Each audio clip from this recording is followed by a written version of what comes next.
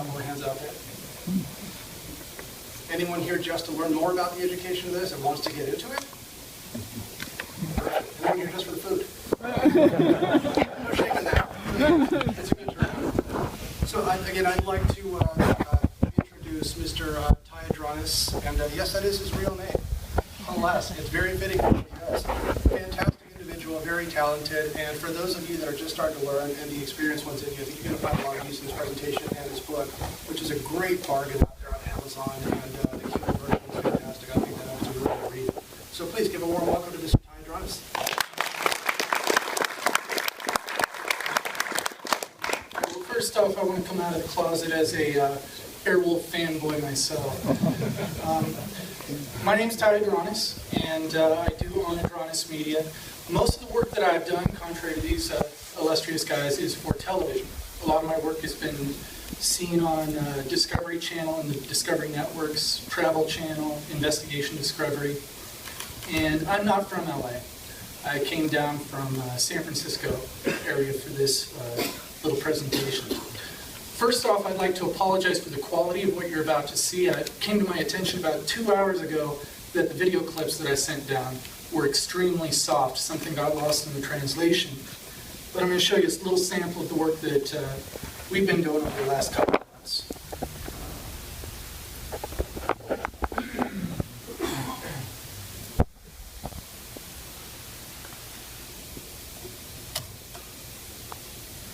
And let me tell you.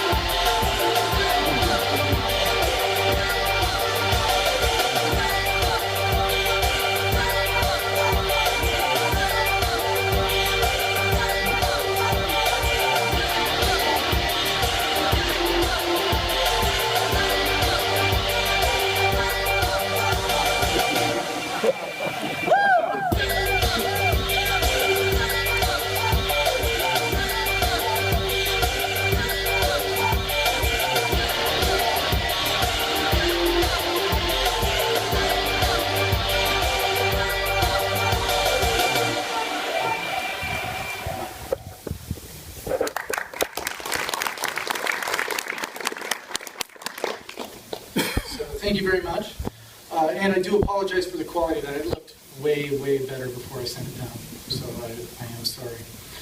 So yes, I do write a lot of articles and a lot of books, but I am also a practicer of the art. And I'm not just a pilot. My background is actually mostly in post-production. A lot like Robert, I'm in a lot of the technical aspects, but my education is in visual effects. I was a computer animation major at Chico State in the early 90s, so that kind of dates me.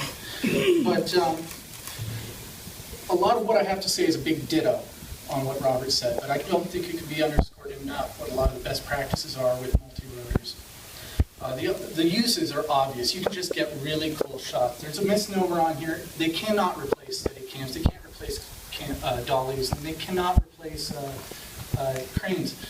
But what they can do is they can combine the moves in a much more effective way. In the clips that you saw a lot of things that could have been shot on a dolly, but then suddenly it would move into something that would have been shot on a Steadicam or a crane. And for instance, going backward through the house and then up over it. You would have had to stitch together the footage in post. You'd have had to remove track because the camera was moving backwards. You guys are familiar with all that stuff. But multicopters are only safe in responsible hands. You really have to be safety conscious and have your priorities straight while you're flying. If you don't, that brings us to the problems with multicopters.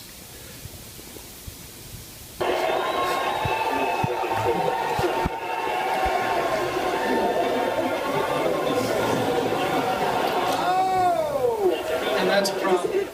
That hit a lady in the face, causing permanent damage.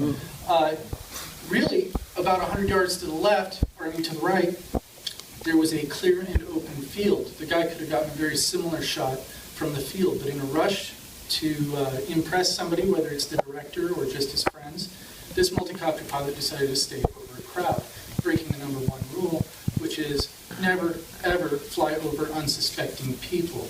You have to maintain crowd control, which is one of the reasons why you have a spotter.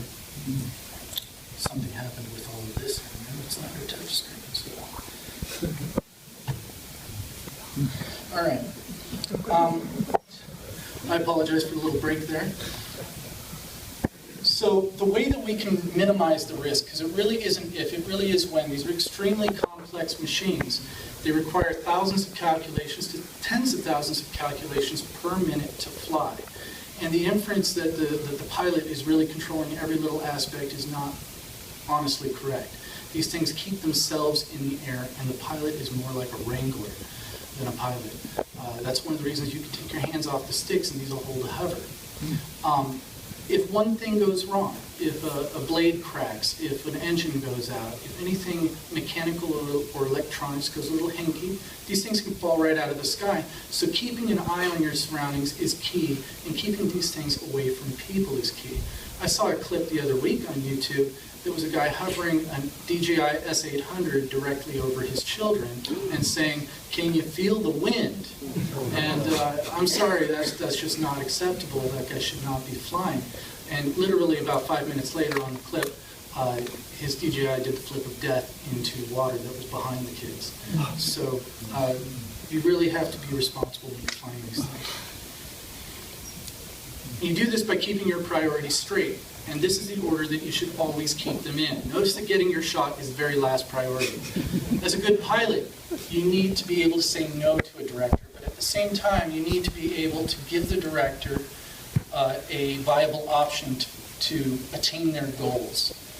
You really want to take public safety as number one. Believe me, a director may be unhappy if you say no, but they'll be really unhappy if you create scars on their star's face. You also want to follow the law. And this is something that's always in flux. I promised I wouldn't get too deep into this, so I'm just going to cover it very briefly.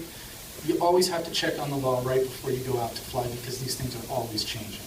And that's not just the FAA, that's state and local as well. Third, equipment safety. What good is your multi-copter shot if you can't reuse your equipment? And these things can be quite expensive. You also want to select the right tool for the right job. You wouldn't use a giant multi-copter like the one on the bottom to fly indoor shots through a house. It's just not practical. Nor would you use the insect cam that's pictured at the top to fly outside. The wind would just knock it all over the place, and it doesn't have camera stabilization. So these are some really good examples of things that you might use in television and film. And in a lot of cases for television, believe it or not, the Phantom is a fantastic piece of machinery. True, the lens can get a little bit warped on a Hero 3, as we all know, but you can get really fantastic shots going from indoor and outdoor. About half the clips that you saw on that reel were taken with the Phantom.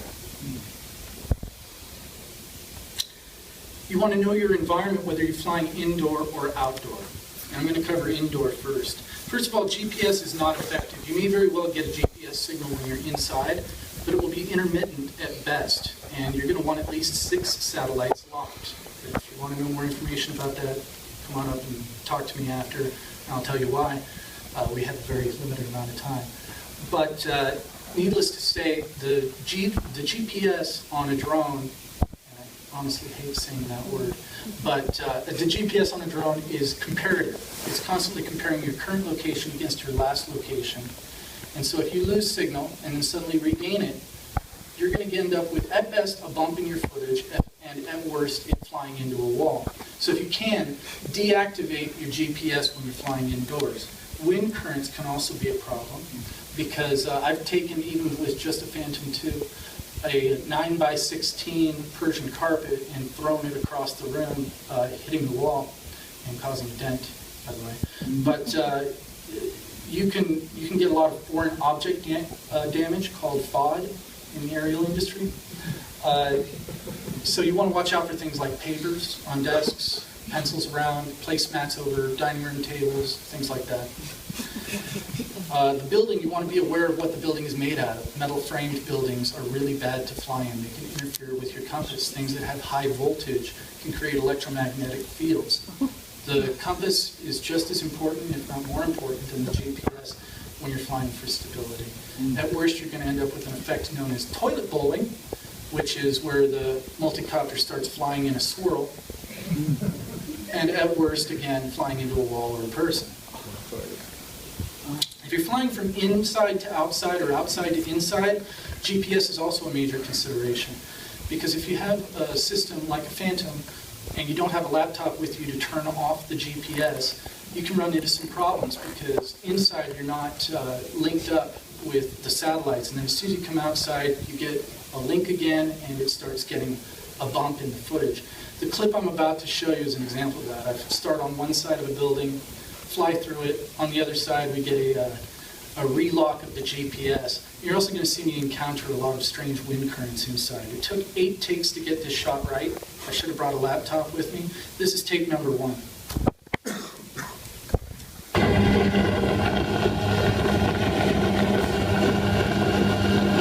You see the wind current from the couch pushing me off to the right. I managed to come back. Then as we get outside, the goal was to fly up and over the trees after we come out from underneath. Right here, you're going to get a GPS relock, and you can see that big bump in the footage. So when possible, turn off your GPS when you're flying inside.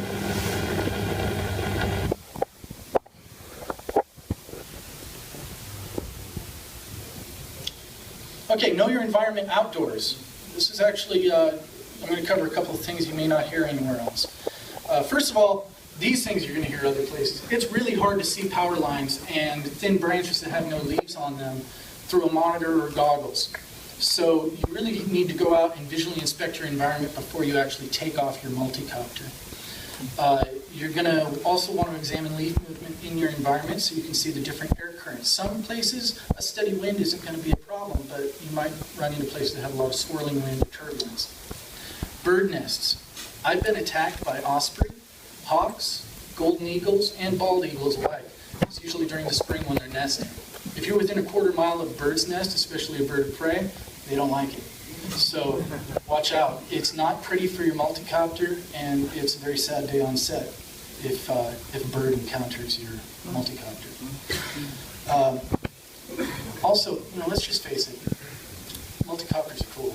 They look like UFOs. They sound like a nest of angry bees coming at you. So when you're flying one, they tend to get a lot of looky-loos. A lot of people pointing, a lot of people gawking, and you may feel pretty cool while you're flying them. What's not cool, though, is if something goes wrong. And this is one of the main reasons that you need a spotter when you're flying. Keep the people behind the pilot. The people must be observing. This includes the director. I keep them behind me when I'm flying at all times. And there's a reason for this. If the multicopter goes out of control, it's got to go through me to get to them. I'd rather sacrifice myself versus face a lawsuit. Seriously. Also, instinctively, you're going to do everything you can to avoid hitting yourself at the multicopter. I can't stress this next point enough. Don't be afraid to call off a shot. Like I said before, you have to be able to say no to a director. You also have to be able to offer an alternative. And this is extremely important. You can't just be a jerk, but you can't be too passive either, because directors don't like being said no to, and sometimes you just have to tell them what the consequences could be for them to agree with you. Every time you fly, you need to pre-flight your multicopter. The natural tendency is to get into a hurry, throw another battery on, and throw it into the air. But these things are under an enormous amount of stress. Carbon fiber parts can get cracks in them just from repetitive stress. Metal parts can get bends or dents in them, causing weaknesses in the airframe. Bolts can loosen from vibration, so can connections. Just because you had a successful flight doesn't mean your next one will be. You need to inspect your multicopters. And calibrate your compass between every flight. The compasses on these things don't have a little magnet with a floating needle.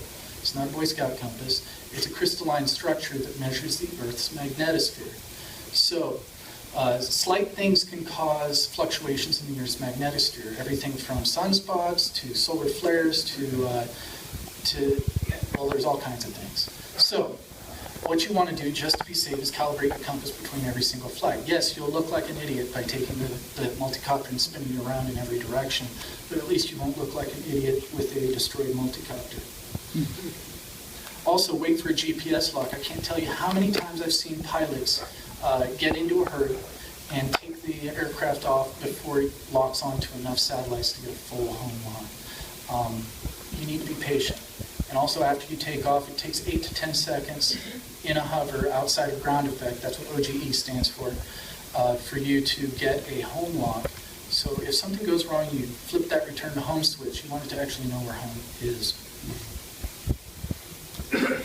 Also, you want to keep slow and steady movements on your sticks. You can always speed things up in post.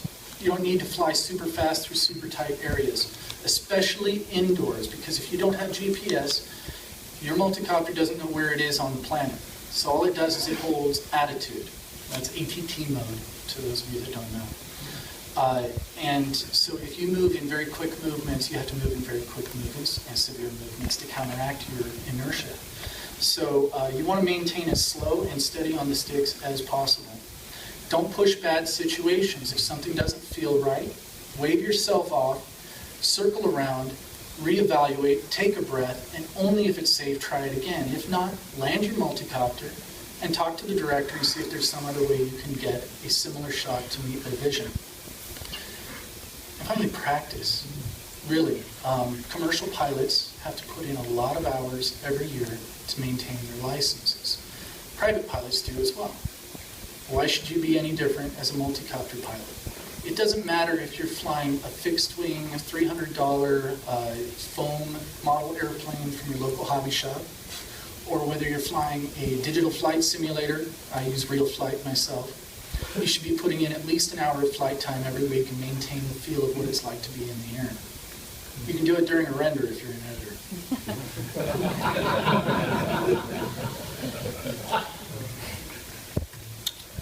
Final thoughts? Okay. Traits of a good pilot. The personality. The person needs to be confident, but not stupid. They can't be in a hurry to impress people, and they have to have enough of a degree of humility. What's the right word for that? Humbleness, so that they can see the director's vision and not try to overrule it just for the sake of overruling it. They need to be very trustworthy people. When you're interviewing a pilot to hire them, ask them a lot of questions that are personality based. This is the most important thing. They need to keep a calm head if something goes wrong. They need to have a lot of foresight. And the traits of a good platform. Avoid what I call tinkering systems, the hobbyist systems. Buy things that are very stable, at least when you're first starting out. Until you're an expert at flying like some of these guys are, you don't want to be flying anything that isn't essentially turnkey or built for you by an expert. And there are a lot of clones out there, things that look like Phantoms but aren't Phantoms and they cost around $100, or giant systems that are made in someone's garage.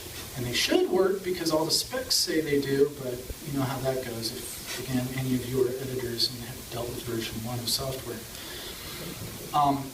You also should get fast and accurate sensors. Just because something has GPS on it, just because something has accelerometers, just because it has gyros, doesn't mean they're created equally.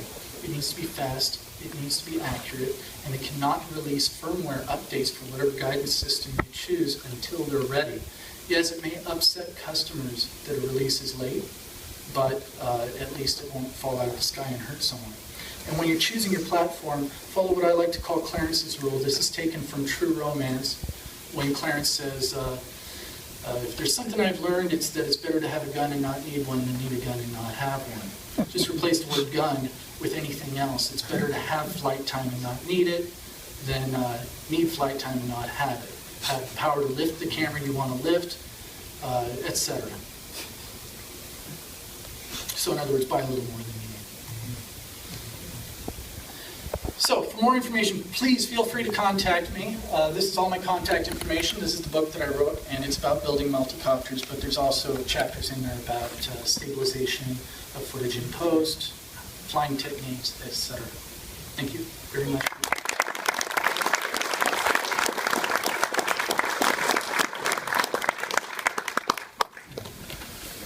I love hearing that I'm not the only one that takes advantage of render time. It's fantastic. When I first started off, I had a desktop wallpaper that was just a render bar in Final Cut Pro. Just walk away.